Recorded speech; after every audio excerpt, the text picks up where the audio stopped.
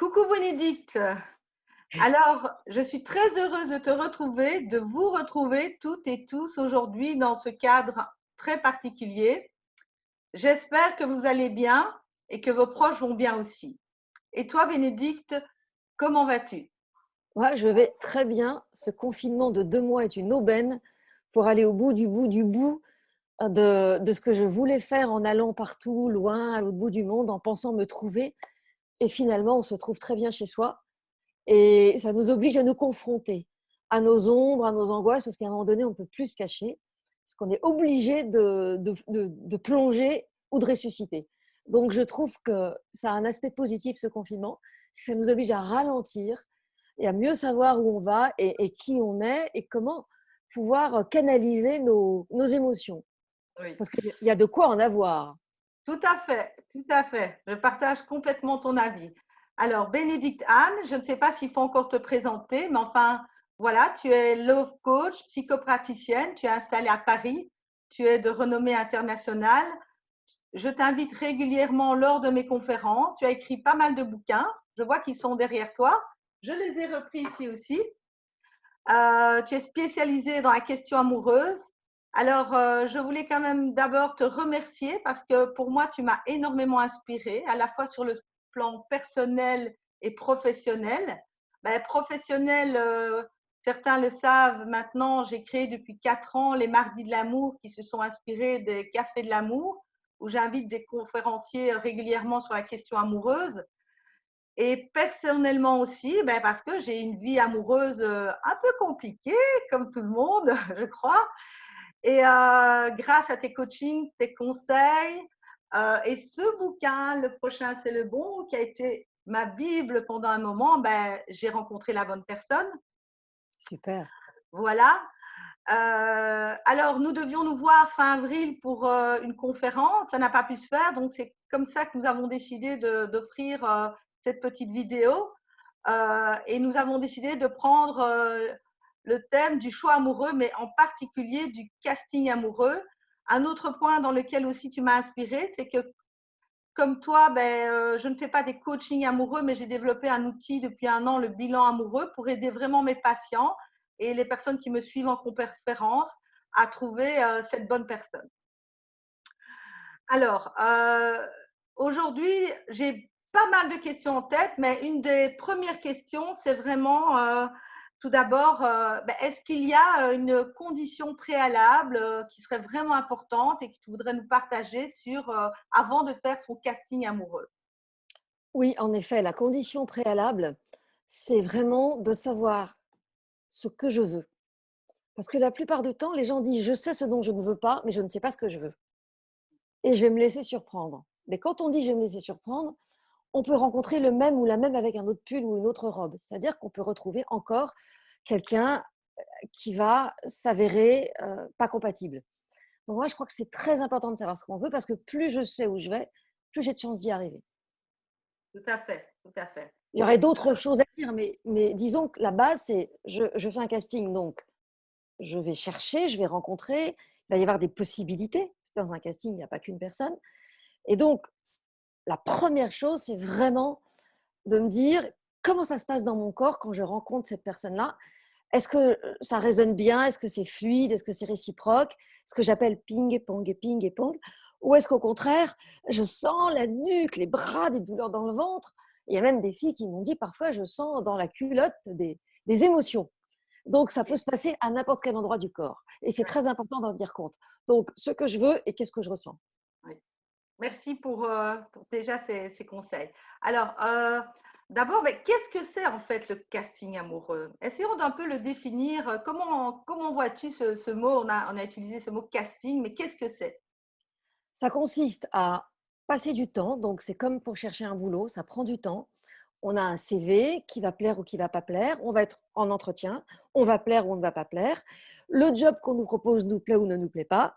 Et on va envoyer des CV partout pour voir ce qui va rester. C'est comme un entonnoir. Donc, on va être amené sans doute à rencontrer plusieurs personnes. Pour 2 raisons. La première, c'est que plus j'ai de choix, plus je peux me rapprocher de mon objectif et de mon désir. Et Ouais, surtout, il va y avoir du déchet. pourquoi il va y avoir du déchet, et ça on en parlera peut-être un peu plus tard dans la consultation. Ouais, intéressant le lapsus. Plus il va y avoir de déchets et plus je risque d'être démoralisée. Mais c'est comme un entonnoir, donc il y aura forcément du déchet. Dans les jobs pour lesquels vous envoyez des CV, il y a des gens qui ne répondent pas, il y a des gens qui vous disent non, il y a des gens qui refusent de vous rencontrer. Donc ça va être pareil dans le casting. Il y a des gens qui vont refuser de vous rencontrer ou de vous revoir, etc. etc. Et donc c'est important parce qu'on va avoir souvent des désillusions.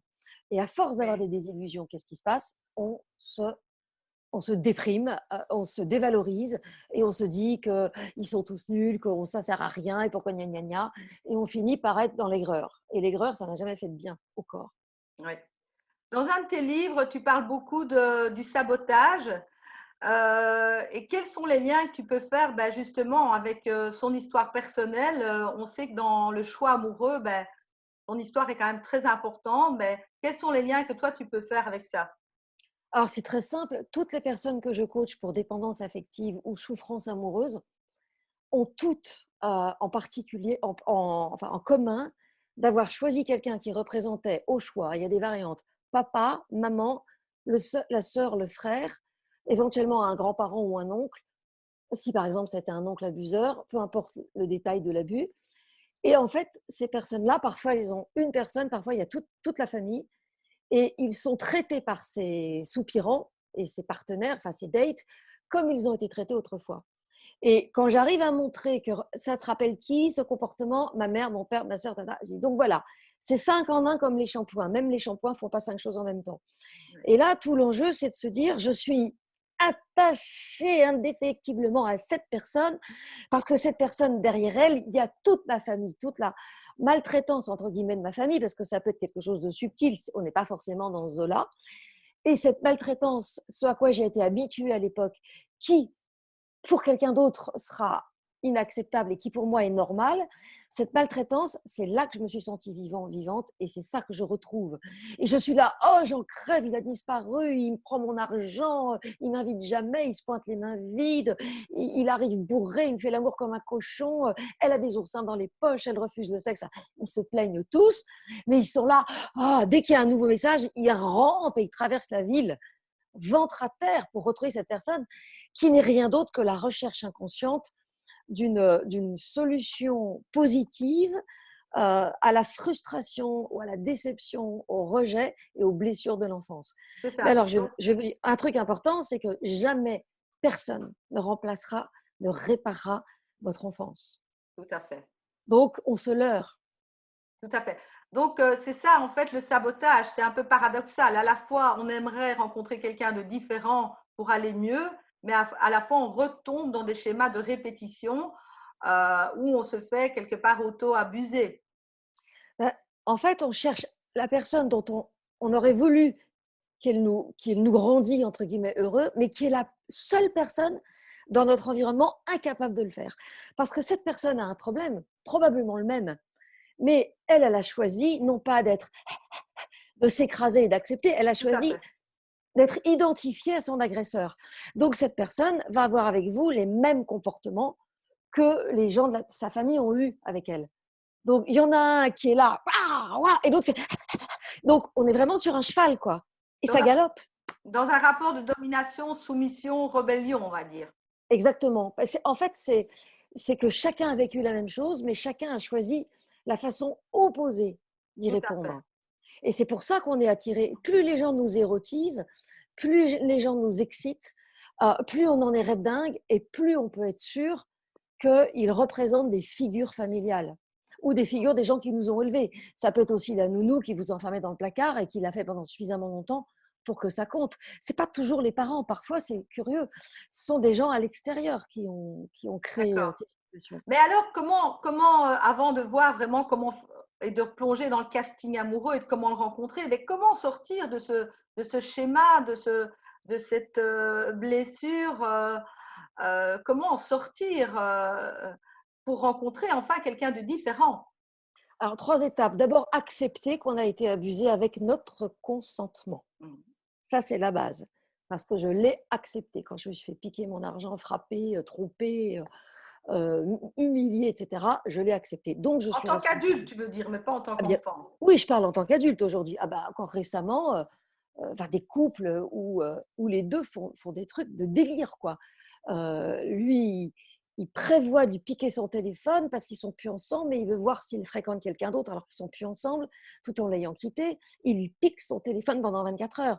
Elle est dans tous ses états. Donc, elle lui fait des crises. Enfin, on rentre dans des schémas qui sont incroyables.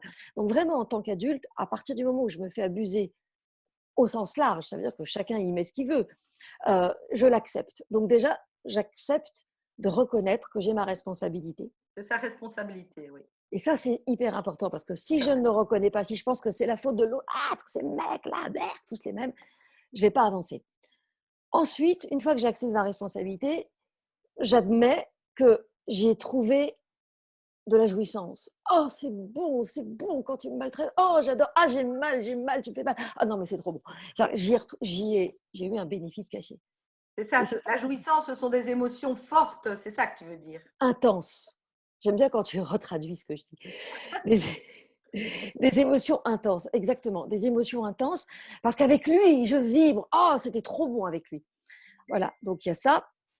Et la troisième chose, c'est de faire le lien, bien sûr, avec l'enfance, c'est-à-dire de faire le lien entre ce que je vis aujourd'hui, cette chose que je ressens avec cette personne, enfin, cette sensation qui me submerge, à quoi elle me renvoie dans l'enfance. Et on est toujours sur les mêmes thématiques, le rejet, l'abandon, l'humiliation, le, le chantage, la comparaison, enfin les trucs classiques qu'on vit tous les jours, qu'on vit au boulot, La comme on les vit trahison, la trahison, c'est ça, la jalousie, l'autre, le frère, la sœur, merveilleux et toi.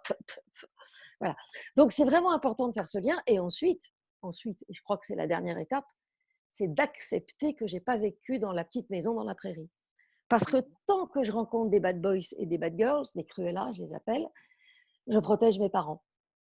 Je ne veux pas admettre que mes parents, eh ben, ok, ils m'ont donné la vie, j'honore ce cadeau, c'est un beau cadeau, ok, le sperme survivant qui a dit aux autres, dégage connard, c'est moi qui vais féconder l'ovocyte, ça c'est très mignon. Ok, mon âme s'est incarnée là-dedans si ça existe, mais il y a un moment donné, voilà, dans mon package de vie, il y avait ces parents-là, donc j'accepte ça et j'arrête de les protéger. Ah non, mais j'ai eu des moments heureux. Dans les confs, parfois j'entends, ah, mais je comprends pas, moi mes parents étaient parfaits, j'ai eu une enfance parfaite. Mais alors, comment ça se fait que je trouve pas l'amour? Il suffit que je creuse un peu. Mais le problème, c'est que la personne qui pense avoir eu une enfance parfaite, elle en est convaincue. ben oui. Et c'est moi qui dis, ah, vous trouvez ça normal que votre mère était toujours collée à vous, que vous n'ayez pas mangé à la cantine, pas été à la garderie, que vous ne pouviez pas inviter des petites amies à la maison, vous trouviez ça normal que votre mère dorme dans votre lit, vous, jeune garçon, jusqu'à l'âge de 15 ans, etc., etc. Même s'il n'y a pas eu d'attouchement, ça s'appelle quand même une relation incestuelle.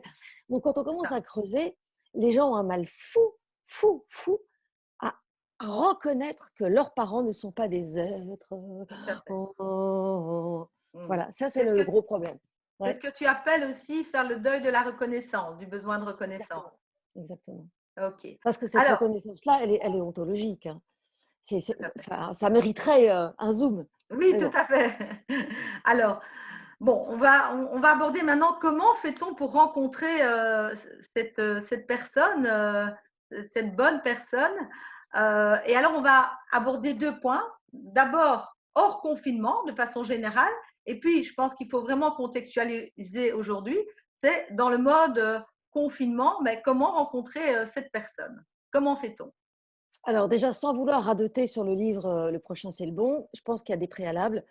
Premièrement, j'ai fait le deuil de mon passé, donc je ne suis plus encore, j'ai pas couché encore il y a 15 jours avec la personne dont j'aurais tellement voulu, avec laquelle j'aurais tellement voulu passer le reste de mes jours, ou au moins les 10 prochaines années, et qui a eu un comportement tel que j'ai dû la quitter. Mais si j'ai encore fait l'amour il y a 15 jours, c'est clair que je suis encore complètement dedans. Donc si je n'ai pas fait le deuil de mon passé, je vais arriver, on ne sera pas deux, on sera pas un, on sera deux. Donc forcément, je vais attirer des gens qui ne vont pas être plus clairs que moi. Donc ça, c'est vraiment important d'avoir fait le deuil de son passé. Et la deuxième chose aussi, c'est d'avoir travaillé ses croyances. Parce que si je suis persuadée que les hommes préfèrent les femmes beaucoup plus jeunes, euh, ma mère me disait, c'est drôle parce que ma mère a rencontré l'amour à 79 ans et elle me disait, c'est drôle, les petits jeunes de 75, ils veulent des femmes de 70. Mais je lui dis, maman, aucune femme de 70 ne sortira avec un homme de 75. Elle n'a pas envie de lui mettre les couches dans 2 ans. Elle va sortir avec un petit jeune de 68 et encore, elle va le trouver vieux. Donc, il faut bien comprendre qu'aujourd'hui, que ça, ce sont des croyances. Il y a des hommes qui sortent avec des femmes plus mûres et vice-versa, pour plein de raisons. Et je crois qu'aujourd'hui, on peut rencontrer l'amour. On va dire qu'au-delà de 10 ans, ça fait beaucoup, mais à la limite, plus on avance en âge, ça dépend du sexe qu'on a, plus on se dit, bah, je vais passer les 10 dernières années de ma vie avec quelqu'un qui va enchanter mon quotidien. Donc, je crois qu'il n'y a aucune règle là-dessus. Et j'ai eu suffisamment de coachés qui avaient des histoires pas très ordinaires pour concevoir que c'est important de ne pas avoir de croyances. Ni les D'accord, croyances sur le fait qu'on est trop vieux, trop ceci, machin. À chaque pot son couvercle, hein, comme disait ma grand-mère. d'accord. Et ça, Et c'est vraiment important. Et ensuite, de savoir qu'on va quand même rentrer dans une sorte de jungle. mmh, oui, et plus particulièrement, mais on le rencontre comment? En Belgique, c'est un peu différent de la France. Je sais que tu parles beaucoup, dans tes conférences et dans tes livres des applications. Évidemment, dans le confinement, beh, les applications, elles ont eu beaucoup d'importance, mais comment fait-on pour les rencontrer? Comment ça se passe? Allez, en disant en Belgique, allez, même ailleurs, mais qu'est-ce que tu pourrais nous dire là-dessus? Et après, en particulier dans le confinement? Alors, je pense que dans les petits pays, entre guillemets, comme la Suisse, la Belgique, le Québec, et même le Liban pour la population francophone, il y a vraiment un côté social, famille, bar, surtout à Montréal où il y a l'été plein de festivals de rue, etc. Je crois vraiment que dans les petits pays, il y a une meilleure solidarité, un meilleur tissu social. Et vraiment, dans certaines villes de province française, on le retrouve. Ouais. Il y a un tissu associatif très important À où des gens. Charleroi, il y en a un grand, oui. Voilà. Mais je pense à Lille aussi, à Lille en particulier, ils font des bœufs, ils se retrouvent, enfin, ils font de la musique. Il y a vraiment, en province, c'est plus facile qu'à Paris déjà.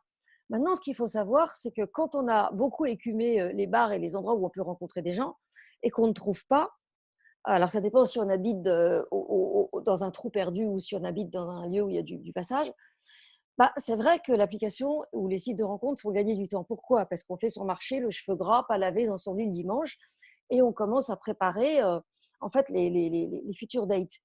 Et ça a l'avantage d'être efficace et de ne pas perdre de temps parce qu'on sait pourquoi on est là. Alors que quand on rencontre les gens dans la vraie vie, on ne peut pas lui dire bon alors, t'habites où? T'es divorcé depuis quand? Etc. etc. On ne peut pas y aller aussi brutalement. Hein. C'est pas la Gestapo, quoi.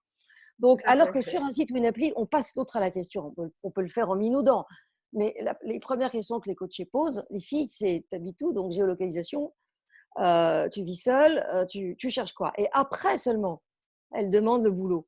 Parce que finalement, si le gars, il cherche juste à passer sa nuit, on se moque de ce qu'il fait dans la vie. Après, Mhm. on peut choisir aussi de passer cette nuit avec lui. Mais là, il ne faudra pas dire que on cherche l'amour, il faut être clair. Mhm. Et ça peut faire du bien de temps en temps. J'ai des coachés qui de temps en temps me disent ah, vous n'allez pas être contente, j'ai couché. Mais si ramener la cheminée, ça vous fait du bien pour repartir, pourquoi pas? Il faudra juste pas que vous tombiez amoureuse. Voilà, je plaisante, hein, bien sûr. Oui, bien sûr, bien sûr. Donc, même à Paris, hors confinement, il y a des tas de solutions. Mais c'est vrai que ça prend plus de temps. D'accord. Alors, pour les Parisiens qui sont pressés et qui veulent un résultat, et c'est souvent le cas parce qu'ils ont des vies dingues, parce que les transports, machin, tout ça, c'est vrai que depuis quelques années, je m'en suis rendu compte, mais déjà il y a 10 ans, les sites occupaient tout l'espace, et depuis 5-6 ans, les applis occupent tout l'espace. 98% de mes coachés se rencontrent par les applis. Ok. Alors, maintenant, il y a aussi des gens qui, en changeant de personnalité, entre guillemets, c'est-à-dire en ouvrant leurs yeux, donc en changeant de lunettes, vont voir à côté d'eux dans leur environnement des gens qu'ils n'avaient jamais vus. Tout à fait. Et ça, c'est quand même l'aspect positif des choses. C'est que tout Ouais. à coup, on voit des gens qu'on ne pouvait pas voir parce qu'ils n'étaient pas câblés sur le mode maltraitance. Ça a Qu'elle été mon soit cas en tout cas. Ça a été mon cas. super, super. Ça va? Voilà. Ouais, ouais, ça va. Alors, tu peux nous dire quand même, je sais que tu as fait une petite vidéo, mais qu'est-ce qui se passe vraiment dans la période de confinement à ce niveau-là? À quoi être attentif? Alors, déjà, ce qui est important, avant de dire à quoi être attentif, ce qu'il faut dire, c'est que pour moi, ça, c'est la meilleure façon de se rencontrer. Mhm. Les gens sont coincés chez eux. Et comme vous pouvez les géolocaliser, vous allez voir que la distance entre chez eux et chez vous est toujours la même.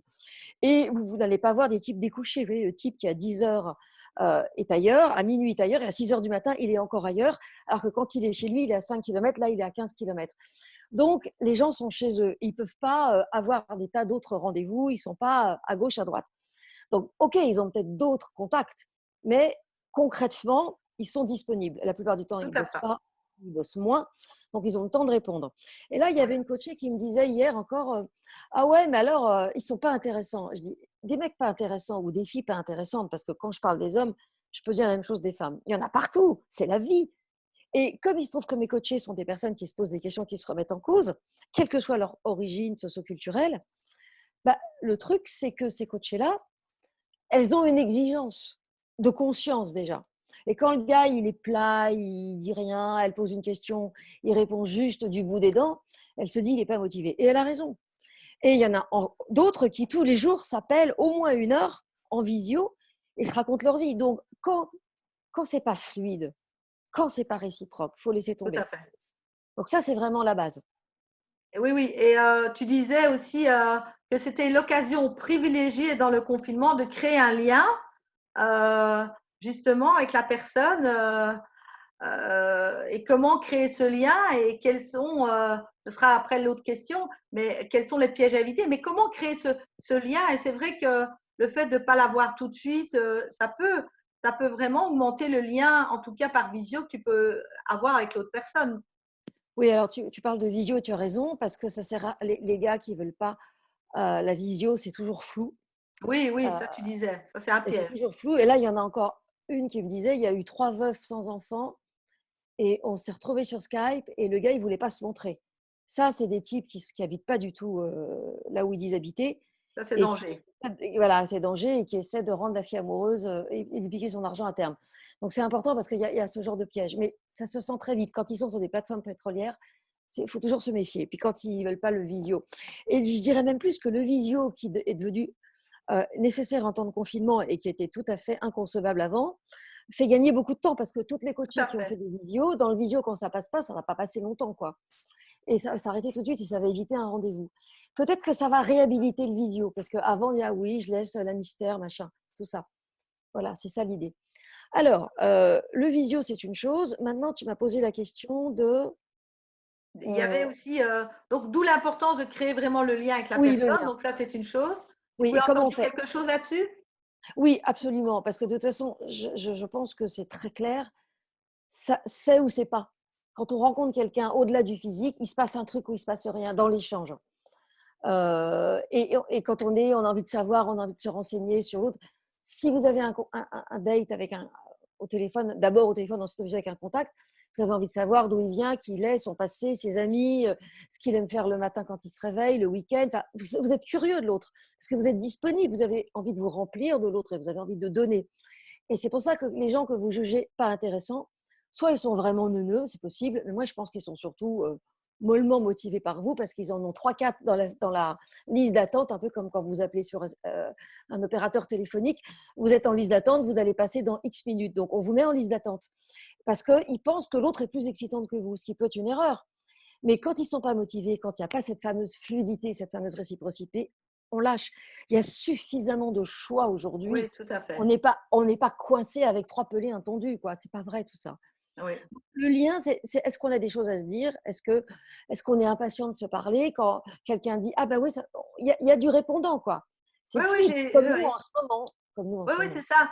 J'ai même vu des gens qui cuisinaient ensemble, qui se passaient les recettes. Ça, c'est sympa en période de confinement. C'est une autre façon de rencontrer la personne aussi. Bah oui, si on a la passion de la cuisine, on est là en train de Voilà, faire le par repas exemple. chacun, on goûte son plat et voilà. Pourquoi pas? Alors, on peut faire ça sur plein de choses. On peut faire du sport ensemble. Moi, j'ai des coachés qui font des séances de pilates tout ensemble. Ils sont toutes mis sur le même visio et elles font leur pilates. Donc, Ouais, on pourrait faire du sport avec son futur chéri, quoi. on pourrait. On Ça, si pourrait. on a les mêmes goûts en Alors, sport. quelles sont vraiment les erreurs à éviter? Mais je pense que ce soit dans le confinement ou hors confinement, mais en tout cas, quelles sont les erreurs, les pièges, je vais dire, à éviter? Peut-être qu'on va plus les voir dans le confinement, mais selon toi, qu'est-ce qu'il faut, à quoi il faut être vraiment attentif? Bah, en fait, il y a Tu Il y l'as a deux déjà types. dit, hein, mais encore d'autres choses. Oui, mais les gens ne le savent pas forcément. Il y a deux types de personnes quand on se rencontre. Il y a les gens qui cherchent du sérieux et c'est clair dans leur tête et ils ont envie et ils n'ont pas du tout envie de butiner. Et il y a ceux qui disent qu'ils ne savent pas. Donc, s'ils ne savent pas, c'est qu'en fait, ils ont envie de s'amuser, ils passent le temps. Et on ne peut pas être entre les deux. Alors, il se peut que les personnes qui butinent tombent amoureuses, c'est assez rare. En général, quand on a une intention, on finit par obtenir ce qu'on veut. Mhm. Donc déjà, le piège, c'est de bien analyser ce que la personne veut parce qu'elle va vous raconter ce que vous avez envie d'entendre. C'est à une époque, les gens, quand ils allaient sur des sites de rencontres, ils se disaient tous qu'ils voulaient du sérieux, ils se rencontraient, ils couchaient ensemble, voire dans la bagnole. J'ai déjà vu ça. Aujourd'hui, on se dit qu'on cherche du sérieux parce que si un type dit à une fille, j'ai envie de t'enfiler ce soir, tu vas être trop bonne, la fille, évidemment, elle ne va pas pouvoir l'accepter. Mais si c'est fait par demi-mot, combien de fois mes coachs m'ont dit, j'y suis allée, je savais qu'on allait coucher ensemble. Mhm. Mais c'était fait par demi-mot, c'était implicite. Et donc, le problème, c'est que pour les hommes, ce qui est implicite est explicite, sauf qu'il faut le minimum syndical pour ne pas être trop brutal. Et pour les filles, pour celles qui sont d'accord pour coucher, c'est OK, mais pour les autres qui veulent du sérieux, elles ne font pas la différence. Et C'est donc, ça. elles sont confrontées à des hommes qui, en fait, ont envie de coucher avec elles, pensent qu'il faut leur chanter Ramona, puis que ça va être bien bon, à la fin de la soirée, au pire, au second rendez-vous, parce que j'ai cru jamais la première fois, Mhm. au pire. Mais là, il y a un décalage. Et c'est la raison pour laquelle les hommes disparaissent au deuxième rendez-vous, c'est parce qu'ils n'ont pas couché. C'est ça. Terminé. Donc, le piège, c'est que vous pouvez tomber sur des gens que vous avez mal calibrés. Et quoi que vous fassiez, ce n'est pas forcément quelque chose de facile à anticiper. Oui. Et est-ce que cette dimension sexuelle, elle peut se retrouver dans le cadre du confinement? Parce que je sais que tu Oui, l'as un peu abordé. ouais, ouais, oui, tout à fait. Et là, j'ai eu plein de coachés qui se sont fait avoir en faisant l'amour par téléphone. Et il y en a une encore qui m'a raconté, ça c'est un scoop parce que je ne l'avais pas dit dans ma dernière vidéo, enfin la vidéo sur le sujet. Elle a commencé à lui dire, bon, je vais te laisser, il faut que j'aille préparer ma pizza, maison bien sûr. Et le gars lui dit, ah, ça aurait été sexy de pétrir la pâte ensemble. Donc c'est intéressant, tout était dit, parce que c'était leur première conversation. Donc le gars, il a lancé sa pique pour voir, elle a fait comme si de rien n'était, elle a raccroché et elle l'a bloqué. Parce que c'était sa façon à lui de savoir si elle était réceptive à un visio genre Mhm. quoi. Donc c'est vrai que dans le confinement, les obsédés enfin ceux qui cherchaient à avoir des aventures sexuelles, les ont déplacés sur l'amour au téléphone parce qu'ils ont des pulsions et que probablement ils en ont assez de leurs petits films porno et que c'est quand même plus marrant en live. Donc ça c'est vraiment un truc dans lequel une fille naïve va se faire embarquer. Et en fait au début j'en ai une, il lui a chanté Ramona pendant quand même 10 jours tous les jours.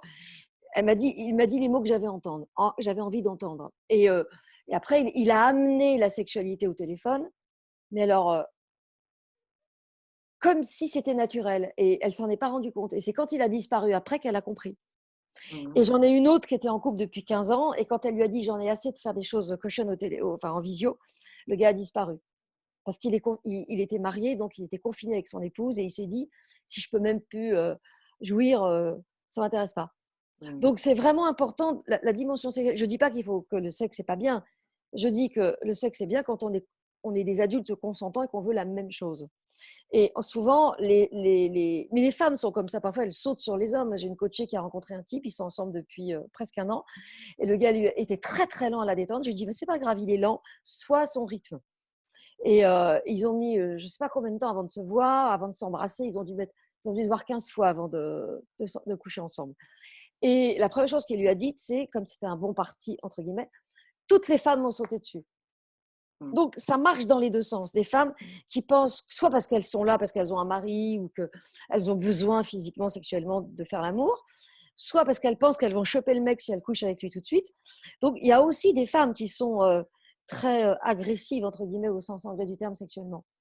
Oui, et quelque chose que tu as dit dans tes bouquins ou lors d'une conférence et qui est vraiment parlant et que je retrouve aussi avec certaines de mes patientes, c'est que une fois qu'on va dans le physique, dans le fond, dans la sexualité, on sent plus de la même façon, on brouille un peu les cartes. Et donc, tu conseilles quand même d'attendre 4, 5, 6 rendez-vous, que ce soit, je vais dire, pas évidemment par téléphone, mais en tout cas de visu, d'attendre pour pas brouiller les cartes au niveau du ressenti corporel.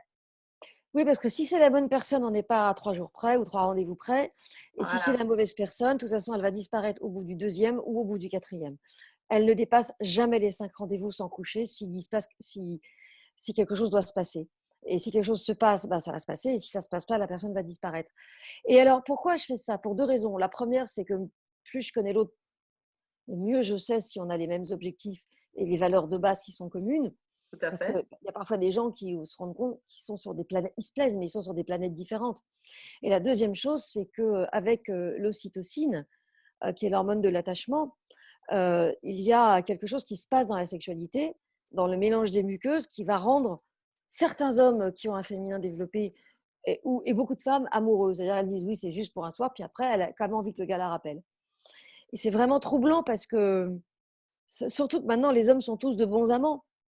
Je ne sais pas pour toi quand tu étais jeune, mais moi, quand j'étais jeune, avec mes copines, on faisait le bilan de notre nuit d'amour et on voyait tout ce qui n'allait pas.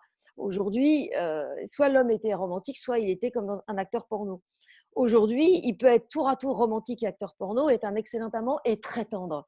Et c'est ça qui est nouveau dans les relations amoureuses, c'est que même le bad boy, il est super tendre. Ce qui n'était Oui, pas le cas avant. Avant, c'était marqué ou ah. Et là, aujourd'hui, il est et puis voilà. Donc, ça brouille les pistes. C'est pour ça que quand vous couchez avec quelqu'un la première fois, surtout si c'est le premier jour, il faudra surtout vous attendre à rien, comme ça, vous ne serez pas déçu. Et si vous couchez avec lui et que vous faites vraiment l'amour, il y aura eu plein de gestes de tendresse avant qui auront amené les choses. Et tout pour à peu que fait. l'homme soit. Et alors, la bonne nouvelle, c'est que s'il est impuissant, c'est une excellente nouvelle. Ça veut dire qu'il est amoureux. Mm. L'homme qui débande le jour de l'acte, mais qui n'a pas de problème, bien sûr, sexuel par ailleurs, c'est quelqu'un qui est ému. Et ça, Oui, c'est oui. vraiment Oui, oui. OK. de le vivre un peu.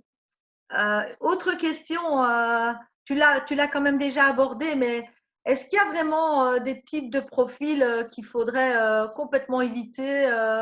Comment les repérer? Tu as fait aussi une petite vidéo là sur les manipulateurs, mais comment faire en sorte de bien repérer ça? Est-ce que tu as quelques petites indications? À quoi on voit ça dans le mode visio, je vais dire? Alors, dans le mode Ça, c'est visio, pareil dans le mode réel aussi, hein, mais voilà. ce sont les phrases, en fait. C'est ce que l'autre va dire qui va vous. Ce sont déjà les mots qu'il emploie, la façon dont il vous fait des blagues à 2 balles. Il y a une coachée, ils ont commandé une soupe à l'oignon et le gars lui a dit: «Ah là là, tu manges dans ton auge». Donc en gros, tu es une cochonne, quoi. Enfin, c'est disgusting, quoi. Donc c'est le vocabulaire employé, la façon, par exemple, le gars qui veut pas se déplacer, qui veut vous faire venir en bas de chez lui. Et déjà, tout est dit.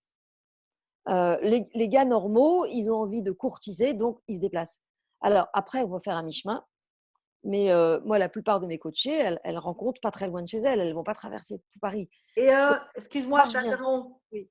Euh, je me disais, est-ce que pour toi, parce que j'ai entendu ça dans les patients, est-ce que le fait qu'un gars, dans la période du confinement un peu strict, s'il lui demande de venir chez elle ou chez lui, est-ce que c'est déjà une façon dans le fond, de ne pas vraiment respecter l'autre?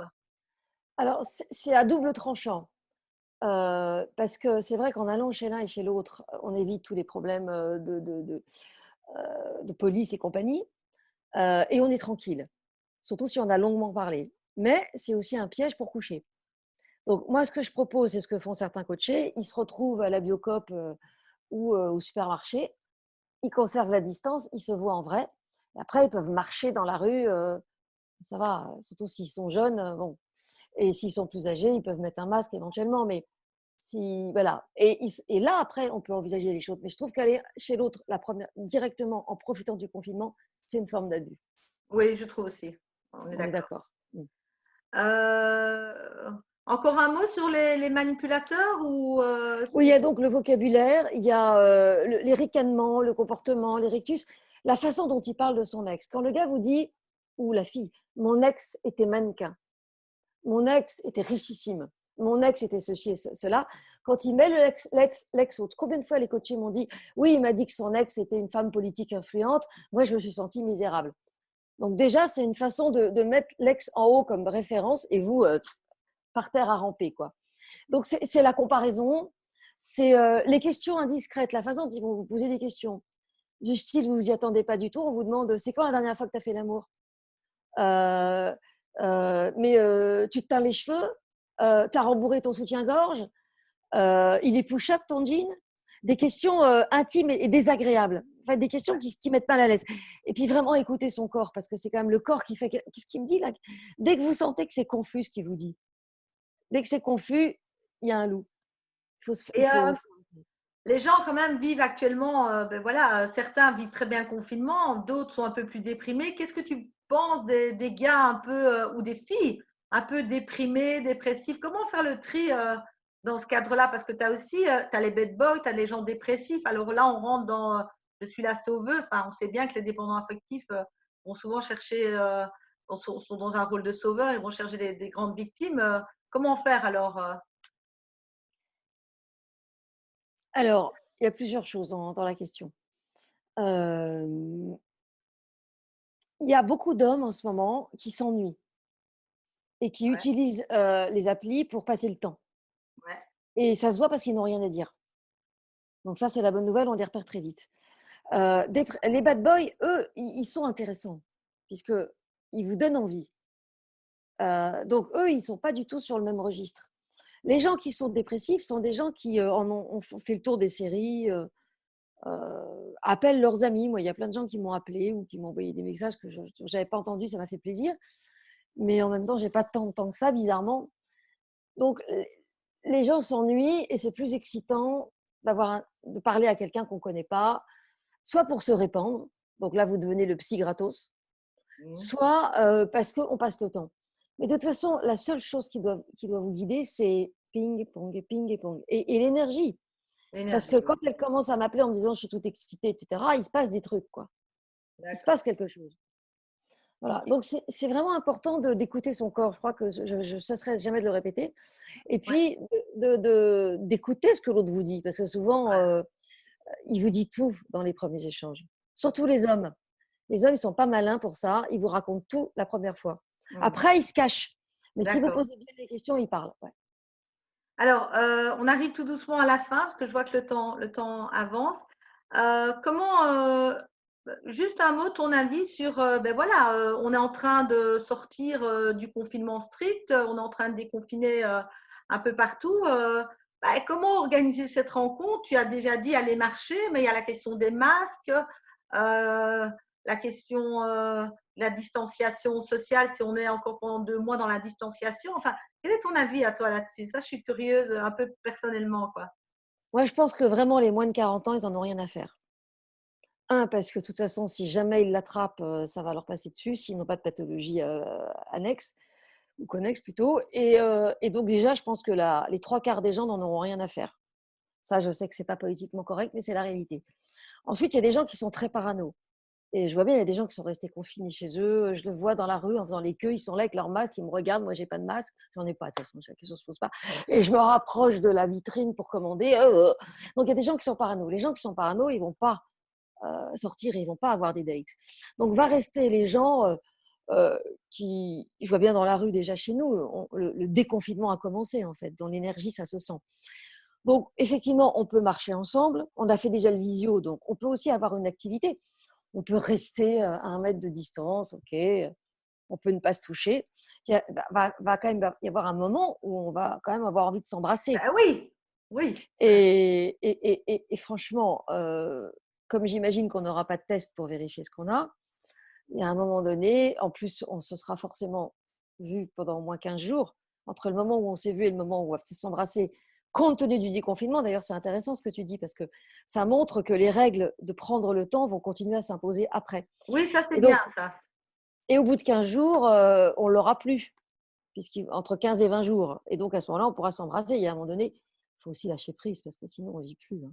Enfin, moi, là-dessus, j'ai ce point de vue-là.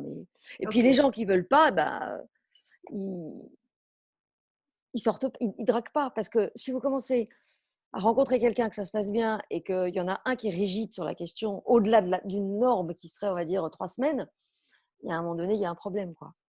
Après, OK. on peut mettre son masque et puis se prendre la main, puis mettre des lingettes. Mais bon, tu OK. vois, je crois que Là, c'est c'est vraiment, pas évident, c'est toutes des questions, voilà, c'est pas évident. Alors, allez, je ça vais dépend quand pour même, qui. Comment? Ça dépend vraiment pour Ça, qui. Là, je ça, crois ça qu'il n'y a pas dépend. de règle, hein. Quels sont les… Allez, si tu devais donner vraiment un dernier, ton meilleur conseil pour toi au niveau amoureux, ce serait quoi? Ah, c'est très simple. Si je me respecte, je me fais respecter. Super.